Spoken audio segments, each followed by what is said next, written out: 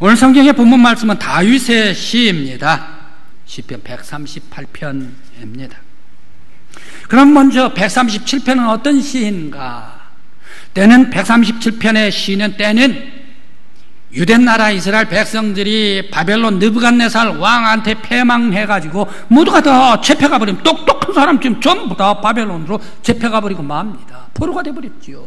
포로의 생활 얼마나 힘듭니까? 고달픕니까? 그 속에도 명절이 오네요. 바벨론의 명절이 오네요. 이방 나라 사람들을 위한 명절이 오네요. 그때에 이방 나라 사람, 이방 민족 얼마나 많이 바벨론 느부갓네살 왕이 잡아왔습니까? 그때 이 명절을 지키면서 많은 명절 노래를 부르고 흥겨워하는데 이방 민족이 너도 너희들의 노래를 불러가지고 바벨론을 위하여 노래를 부르라. 너희 민족들도 이 바벨론 신을 위하여 너희들도 노래를 부르라 해가지고 이 민족 저 민족 저 민족 자기 문화를 해가지고 바벨론 최고입니다, 바벨론 마루도 최고입니다 하면서 그 앞에 노래를 불러요. 누구 차례가 됐습니까? 유대나라 유대 포로 백성의 차례가 됐지 않습니까? 노래를 부르란 얘기. 너희들도 바벨론의 명절을 위하여 노래를 부르라 라고 순서가 돼서 유대 사람들, 유대 노예들에게 얘기를 합니다. 유대 사람이 벽에 걸려있는 수금, 바이올린, 이 수금을 꺼내 들어서 잡았습니다. 노래를 부르려고 하는데 도저히 부를 수가 없어요. 도저히 이 노래를 부를 수가 없어요. 왜? 하나님의 거룩한 시온성에서, 하나님의 성전에서 하나님께만 영광을 돌리는 찬양과 노래를 어찌 이방 왕 앞에서, 이방 신들 앞에서 노래를 부를 수가 있나? 나는 부를 수가 없습니다. 줄을 꺾어버리고 다시 벽에다가 걸어놓고 말지 않습니까? 그러면서 아주 하나님 죄송합니다 슬픔 가운데에 마음속으로 눈물을 흘리면서 벽에다가 걸어놓고 많은 시가, 가슴 아파하는 시가 137편입니다. 그런데 이 138편은 다윗의 시입니다. 이 바벨론 패망보다 먼저 500년 전의 시가 바로 이 138편인데 어떻게 해서 137편에 뒤로 와서 있는가? 바로 이 시편 138편을 편집을 했는가? 그들이 여호와 하나님을 마음껏 노래하지를 못해서 죄송해서 이제 다윗의 시를 통해서 그들이 위로를 받기 위해서 138편을 바로 이 시편 137편 뒤로 와서 편집을 해놓은 시입니다. 시편 138편은 어떤 시입니까? 오늘 성경 본문 말씀의 1절에서 나옵니다. 모든 신들 앞에서 내가 여호와 하나님께만 감사하겠습니다. 모든 왕들 앞에서 내가 여호와 하나님께만 영광 올리고 송축하고 찬양을 올려드리겠습니다. 여호와 하나님이시여 하나님께만 내가 의탁을 하겠습니다. 나를 버리지 마옵시고 나에게서 떠나지 마옵소서 간곡하게 부탁한 시가 오늘 성경의 138편 시입니다. 오늘 오직 다윗은 여호와 하나님만을 의탁합니다. 하나님만이 참 하나님이십니다. 하나님 중심의 고백을 하고 있습니다. 우리 사회는, 지금 사회는 어떤 사회로 가고 있습니까? 과학 중심의 사회입니까? 인간 중심의 사회입니까? 물질 중심의 사회입니까? 경제 중심의 사회입니까? 돈 중심의 사회입니까? 사회 흐름이 이렇게 가고 있어요. 또 우리들은 뜨거운 여름을 지나면서 지치면서 너무너무 힘들고 지치니까 모든 게가 다 이것저것 움직이기도 싫고 짜증났지 않습니까? 그럴 때에 우리의 신앙은 어떻습니까? 신앙 중심이 아니라 내 중심으로, 나 중심으로 가고 있지 않습니까? 모든 게 다 내 중심으로 여름에 지치다가 보니까 말입니다. 바로 우리들은 하나님 중심으로, 신앙 중심으로 가야 하는데 어느덧 나 중심, 사람 중심, 인간 중심으로 가고 있는 우리들이 아닌가. 바로 이때에 사람 중심으로, 물질 중심으로 가고 있는 이 사회 속에서 우리들의 신앙을 다시 한번 다독이면서 우리들은 믿음으로 하나님 중심으로 나아가야 할 줄 믿습니다.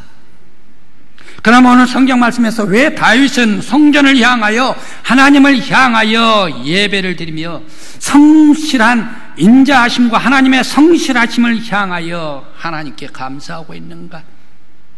또한 여호와의 이름이 온 세상에 가장 뛰어난 이름입니다. 그리고 세상 모든 왕들도 하나님의 말씀을 듣고 하나님께 감사하며 하나님께 영광을 올릴 것입니다 라고 다윗도 그러한 고백을 하면서 왕들도 그렇게 되기를 원합니다 라고 다윗이 고백을 하고 있을 거예요.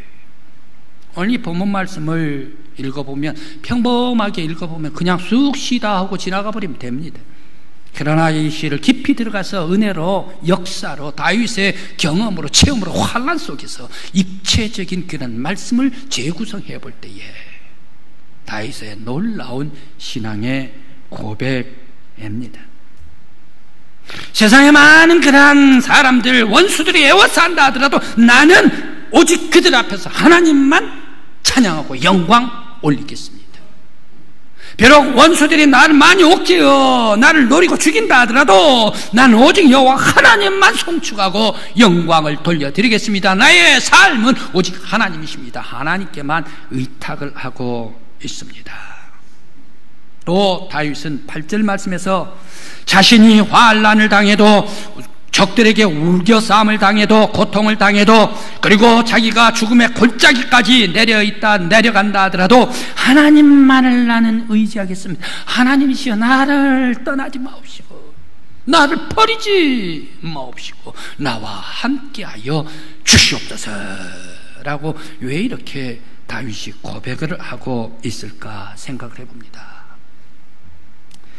하나님은 다윗의 피난처가 되시기 때문에, 하나님께서는 전능하신 하나님이요 창조주 하나님이시요 반석 되시고 요새이시요 피난처가 되시고 산성이 되신 하나님이시기 때문에 다윗은 하나님만 의지하겠습니다. 하나님이시요 나를, 산성이신 하나님이시요 나를 떠나지 마옵소서라고 고백하고 있습니다. 일반적으로 다윗에 대해서 많은 오해를 하는 성도들이 많이 있습니다. 다윗은 왕이었기 때문에 모든 가는 길이 평탄하고 모든 가는 길이 형통했을 것이다 라고 이렇게 오해를 하는 사람들이 많이 있습니다. 그런데 다윗을 한번 인생을 살펴보십시다. 다윗은 어렸을 때부터 환난이요, 어렸을 때부터 자기가 자처하고 나아가면서 피난, 고통과 아픔 속에 나아가고 있지 않습니까? 먼저 어렸을 때 골리앗 보십시다. 골리앗 키는 6척, 7척이나 되고 1m 82m 정도 되는 그런 키, 그러면서 힘이 장사했습니다. 그가 가지고 있는 창 그리고 칼은 배틀채와 같다라고 성경에서 얘기를 합니다. 이 힘센 골리앗이 그저 애숭이 조그만 아이 다윗 한 방에 딱 쳐버리면 목이나 또 두 방 날리면 허리가 동강이 나버릴 수가 있는 엄청난 이런 칼, 고통, 환난이었습니다. 그 속에서 다윗은 고통과 환난을 당했음에도 불구하고 나는 만군의 여호와 하나님 이름으로 나가겠습니다. 다윗입니다. 또 골리앗을 물리쳤습니다. 그 다음에 누가 기다리고 있습니까? 바로 이 사울이 환난이요, 사울이 고통을 주는 사람이 있습니다. 사울은 천천히요, 다윗은 만만히요 라고 얘기를 하니까 사울이 그만 시기가 올라왔습니다. 그러면서 다윗을 잡으려고 합니다. 다윗은 누구입니까? 자기의 사위 아닙니까? 미갈 자기 딸의 남편 아닙니까? 장인 영감님이 바로 이 사위를 죽이려고, 잡아 죽이려고 10 황무지 그리고 40 황무지 그리고 엥게디 동굴, 그러면서 심지어 적군의 저 블레셋 나라의 아기스까지 아주 쫓겨가지 않습니까? 바로 이런 곳이 얼마나 쫓기고 하는 곳이 많이 쫓겨가는지 10군데 이상 성경에 그치리적으로 나타나고 있습니다.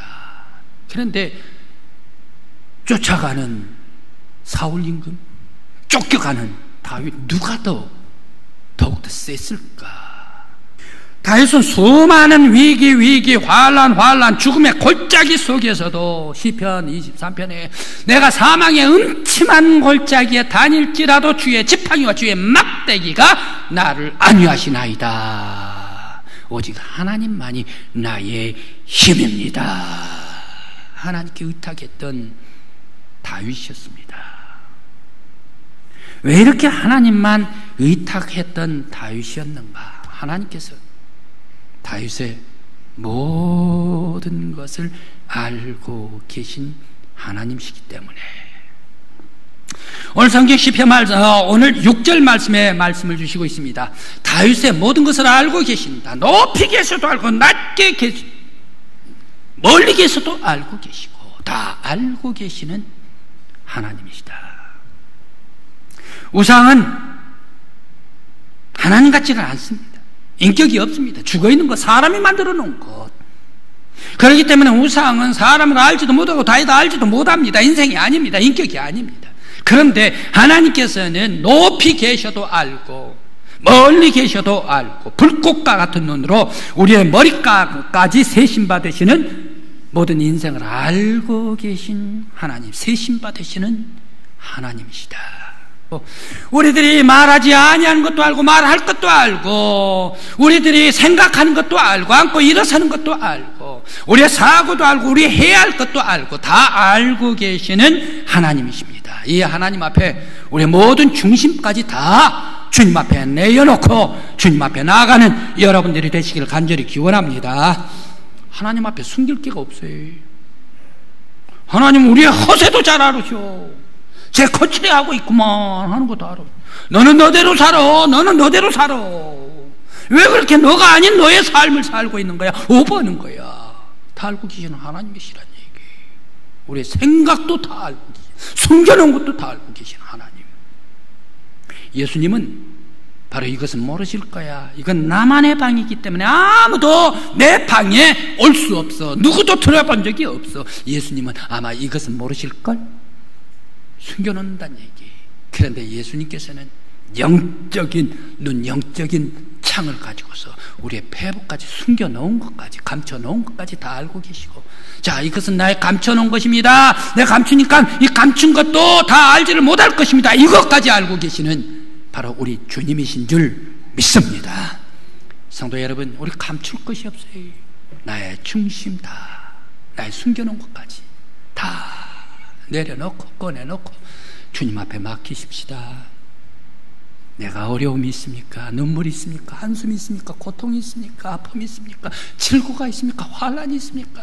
병고가 있습니까? 나는 부족합니다. 연약합니다. 주님께 의탁합니다. 나의 죄가 있습니다. 주님께 다 내려놓습니다.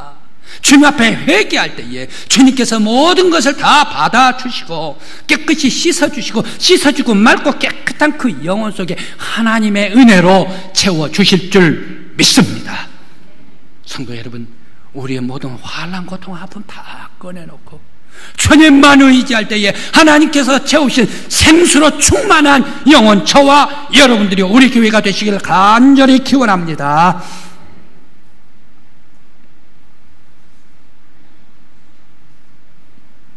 또 다윗은 왜 하나님만 의지했습니까?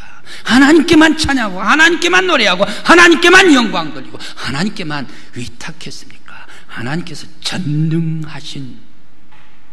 전지전능하신 능력의 하나님이시기 때문입니다. 모든 신들은 다 죽은 신입니다. 힘도 없습니다. 지킬 수가 없습니다. 그러나 하나님께서는 살아계신 하나님, 창조주 하나님, 영원전부터 영원 끝까지 계시면서 우리를 동행해 주시고 인도해 주시고 섭리하시고 역사하신 하나님, 바로 그 하나님께서 우리를 지켜주십니다. 바울 사도의 사투가 바로 이 사도행전 27장, 28장 전반부입니다.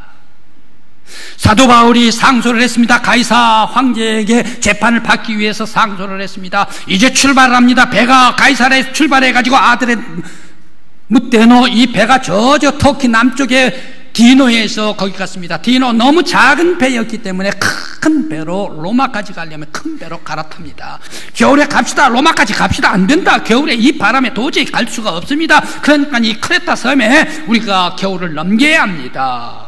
그런데 이 미항은 너무 적지 않느냐? 그럼 더 큰 항구가 있습니까?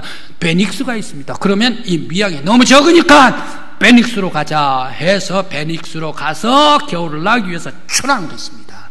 그 다음에 어떻게 됩니까? 그 다음에 태풍이 옵니다. 베닉스 찾으러 갔는데, 과동으로 겨울을 나러 갔는데 미양에 출발한 이 배가 어디로 갑니까? 칠흑과 같은 광풍, 태풍, 바로 15일간 깜깜해가지고 하늘도 보이지도 않고 밤도 보이지도 바다도 보이지도 않고 칠흑같이 깜깜한데 바로 이 속에서 15일간 헤매버리고 말지 않습니까? 모든 사람들이 다 죽겠다. 알렉산드리 아무리 배가 커도 큰 파도가 부딪히니까 배가 넘어질 것 같아. 모든 사람이 죽었구나 생각을 하고 있는데 그때에 하나님께서 그 밤에 찾아오십니다. 바울에게 찾아왔습니다. 화물과 배에 대해서는 파손이 있겠으나 그러나 모든 여객 사람에 대해서는 한 사람도 죽지 않을 것이다 라고 하나님께서 계시를 해주십니다. 다음날 아침이 되었습니다. 백부장에게 나아갑니다. 선장에게 나아갑니다. 하나님께서 나에게 어젯밤에 계시해 주셨습니다. 짐과 화물에 대해서는 많은 피해가 있겠으나 사람에 대해서는 한 사람도 손실이 없겠답니다. 하나님께서 계시해 주셨습니다 라고 얘기를 하면서 그 이후에 이 알렉산드리아 배의 선장이 누가 돼버립니까? 바울이 돼버려가지고 그 다음에 멜리데 섬에 정박시키지 않습니까? 그래서 270명 모든 사람들이 다 살아나게 되십니다. 그런데 바울이 여기까지 구원을 받게 됐나, 여기까지 살게 됐나, 바울에게 있어서는 더 큰 환난과 고난이 기다리고 있더란 얘기. 멜리데 섬에 오기 전에 물과 싸웠습니다. 바다와 싸웠습니다. 물에 흠뻑 젖었습니다. 너무 추웠습니다. 나무를 재가지고 불을 떼면서 추위를 이기기 위해서 불을 쬐고 있는데 웬걸 이 불 속에서 아주 뜨거워가지고 짐승이 하나 쏘스라치게 튀어나왔는데 튀어나오는데 하필이면 뱀이 튀어나왔네. 뱀이 튀어나왔는데 바울의 손을 물어버렸네. 손을 물어버렸는데 그 물고 있는 그 짐승을 보니까 뱀이에요. 무슨 뱀? 독사뱀이란 얘기. 그러니까 보비올리오 치부장이 뭐라고 얘기하면 아이고 바다에서는 바울 살게 했는데 살인하는 자로다. 정의가 바울을 죽게 하는도다 라고 이렇게 읊었지 않습니까? 주장은 저 독사에 물리면 백발백중 안 죽는 사람 아무도 없다는 얘기. 바울도 붙든지 아니면 시간이 되면 독이 퍼져가지고 갑자기 꼬꾸라져 버리든지 모든 사람 그렇게 다 죽더란 얘기. 죽기만을 기다렸지. 그런데 바울은 어떻습니까? 상처 하나 나지를 않아, 붙지도 않아요. 생명이 오히려 강건해지더라. 바울 사도 로마까지 가서 비록 죄수로 갔지만 하나님께서 보내십니다. 부활의 예수 그리스도께서 바울을 보내고 계십니다. 너는 저 가장 큰 도시 로마에 가서 너는 복음을 전해야 되겠다. 너는 예수 그리스도가 십자가에 달리셨다, 피를 흘리셨다, 죽으셨다, 다시 부활하셨다, 다시 재림하실 것이다. 바로 그가 예수 그리스도 하나님의 아들, 우리의 구세주다. 바로 이것을 가지고 로마에 가게 하신 하나님께서 이 바울을 환난 속에서도 지켜주십니다. 여러 가지 많은 죽음의 고난의 골짜기까지 내려가고 수월까지 내려간다 하더라도 하나님께서 보호해 주시고 능력의 팔로 안위해 주시고 그를 구원시켜 주시더라. 성도 여러분, 하나님께서 피난처 되십니다. 바울의 피난처였습니다. 하나님께서 다윗의 피난처였습니다. 하나님께서 여러분들의 피난처가 되어 주실 줄 믿습니다. 우리의 환난과 공과 아픔과 괴로움과 병과 죽음의 골짜기에 있다 하더라도 그곳에까지 와서 지켜주시고 나를 구원해 주실 예수 그리스도 하나님이십니다. 주님 앞에 의탁하고 고백함으로 말미암아 하나님의 능력의 팔로 안위함을 받고 구원받을 수 있는 저와 여러분들이요 우리 교회가 되기를 간절히 기원합니다.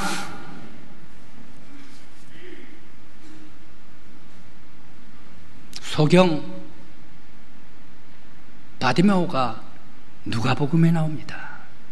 거지와 같다 할까요? 맹인이었습니다. 보이지를 않습니다. 예수님께서 여리고성에 왔습니다. 여리고성에 오니까 눈 있는 많은 사람, 예수를 볼 수 있는 사람 전부 다 예수 중심으로 모입니다. 그러면서 거기에서 세리장 삭개오 그 집에 가가지고 구원받는 것도 다 바라보았습니다. 이제 예수님께서 여리고로 빠져나가십니다. 이 여리고에서 빠져나가시면서 예루살렘으로 가고 계십니다. 그때에 어디서 많은 군중의 발걸음 소리가 들려와요. 눈을 볼 수가 없지만 맹인에게. 그래 나도 가자고 두리번 하는데 많은 사람들이 예수님 애워서 하는 사람, 야 너 비켜, 너 쓸모없어, 너 방해꾼이야, 회방 놓지 마, 내가 하는 거 너는 맹인이야, 너는 거지 아니야 하면서 누구 하나 예수님 앞에 데려다 주는 사람 아무도 없습니다. 이리 치고 저리 치고 불쌍한 바디메오, 소경, 거지. 그런데 거기에 예수다라는 소리를 듣게 됐습니다. 예수 바디메오. 그에 있는 달란트가 살아났습니다. 그는 눈은 없었습니다. 보지는 못했습니다. 눈이 없으니까 다리는 강하더라도 아무 쓸모가 없었습니다. 그러나 그에게 있는 달란트 하나가 있었습니다. 말할 수 있는 달란트, 소리 지를 수 있는 달란트. 다윗의 자손이여 나를 구원하소서. 다윗의 자손이여 나를 불쌍히 여겨 주시옵소서. 외치고 또 외치고 여리고를 빠져나가는 예수님 앞에 뒤에다가 대고 그저 고래고래 자신의 있는 힘과 정성과 모든 용기를 다 내가지고 외치고 외칠 때에 예수님의 귀에 들렸습니다. 간과한 것이 예수님의 귀에 들렸습니다. 가시다가 누구 돌아섭니다. 바디메오, 소경 바라보았습니다. 저 소경 나에게 데리고 와. 예수님께서 그의 눈을 열어주셨습니다. 눈을 뜨게 해주셨습니다. 예수님께서는 거지 이리 치고 저리 친 바디메오에게 찾아오시더라. 눈을 열어주시더라. 생명의 빛을 보게 해주시더라. 예수님께서 그의 빛이요 생명이요 힘이요 바위가 되어 주셨습니다. 성도 여러분, 나에게 환난이 있습니까? 나에게 아픔이 있습니까? 나에게 누구에도 말할 수 없는 슬픔이 있습니까? 고통이 있습니까? 괴로움이 있습니까?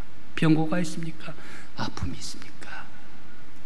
우리 주님께서 바디메오에게 찾아가신 주님께서 나에게 찾아오시고 가장 깊은 바닥이 있다 하더라도 주님께서 여러분들에게 찾아오실 줄 믿습니다. 주님만 의지하는, 주님만 의탁하는 저와 여러분들이 되시길 바랍니다. 어렸을 때에 안탁이 우리 집에 있었습니다. 그런데 5월달 장마지기 전에 어머니께서 이 둥지에다가 달걀을 한 20개 집어넣어요. 그러면 이 안탁이 품어요. 20일을 정확하게 되니까 부화가 되더만요. 노랑 새끼 병아리가 삐약삐약 하면서 엄마를 따라다녀요. 그런데 큰일 났습니다. 갑자기 고양이가 나타났어요. 이 고양이가 이 병아리를 쪼아 먹으려고 노려보고 있었어요. 그때 이 안탁이 구구구구구구구 하면서 아주 경보를 울립니다. 빠르게 울립니다. 그러니까 병아리들이 쏜살같이 엄마의 날개 품속으로 쏙 들어와가지고 숨어버립니다. 그 많은 병아들이 안탁의 품속에 들어가가지고 숨지란 얘기. 그러면서 이 안탁은 고양이를 노려볼 때에 고양이들은 다 떠나가 버리더라. 뿐만 아니라 비가 오고 천둥이 올 때도 또 구구구구 하면 또 병아리들은 다시 엄마의 날개 품속에 들어가는 것을 보았습니다. 안탁의 날개는 병아리의 피난처요, 안식처요, 소망입니다. 예수 그리스도의 십자가는 우리의 피난처요, 우리의 소망이요, 우리의 능력이요, 피할 바위인 줄 믿습니다. 성경 말씀 시편 91편 4절 말씀에 이렇게 말씀을 하십니다. 그가 너를 그의 깃으로 덮으시니 내가 그 날개 아래 피하리이다. 오직 하나님만이 나의 피난처, 예수 십자가가 나의 안식처인 줄 믿습니다. 하나님께 의지할 때에 더욱더 풍성한 생수로 여러분의 삶의 형통한 은혜로 충만히 베풀어 주시길 간절히 기원합니다. 기도드리시겠습니다.